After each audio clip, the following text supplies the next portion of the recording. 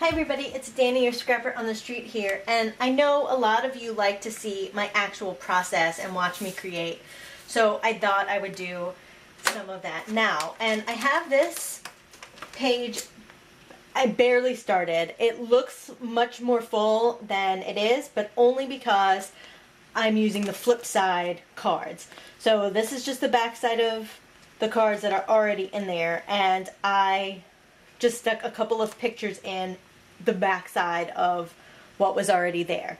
So I'm just trying to go from there. I have my journal open here so that I know what day I'm on and can kind of do my journaling accordingly. And I have some cards here. The rest of my kit is behind me on a container so that I could just pull from it. And I'm just laying out some of the cards that I think I may want to use, and I'm not entirely sure what I want to do with this because it's very busy and I want to do something to tone it down. So we might get some washi involved here and see what can be done with that. So I'm going to kind of just stream of conscious kind of try to put this page together. I didn't like this So Good page because this So Good saying on this card. So even though it means using a second card and missing out on using the back side, it doesn't fit this page. And I get that happens with pocket pages, that you can't know for certain it's going to fit the reverse side, especially when you're doing something that's a daily prompt sort of thing. So I'm going to pull out some washi. I have that behind me. This is some of it, and I really want to fix this card, and it's the back side, so I'm limited. I can't wrap around or anything crazy. I have to keep it just on the front here, but I think there are some things I could do. So I'm going to use some solid orange to kind of tone down that, and I'm not going to go all the way across because, like I said, I don't want any overhang. I don't want it going in the back, so I'm going to try to I'm going to play around and see kind of what I come up with. And get some polka dots. And let's see.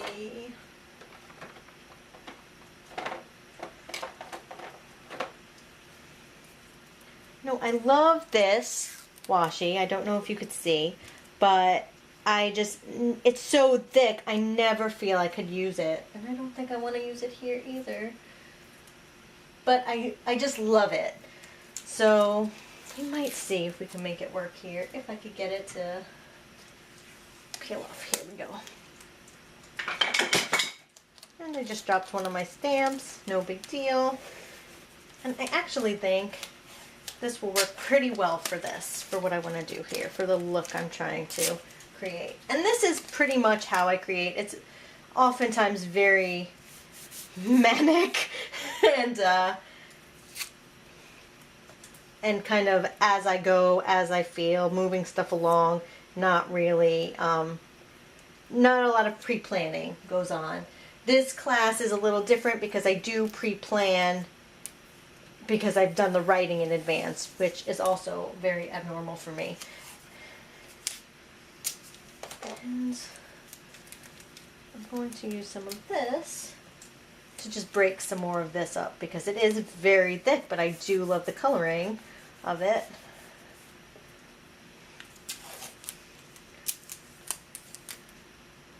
And there, I think that's a fun kind of card to slip in there, and it dolls up the back side. I'm also going to,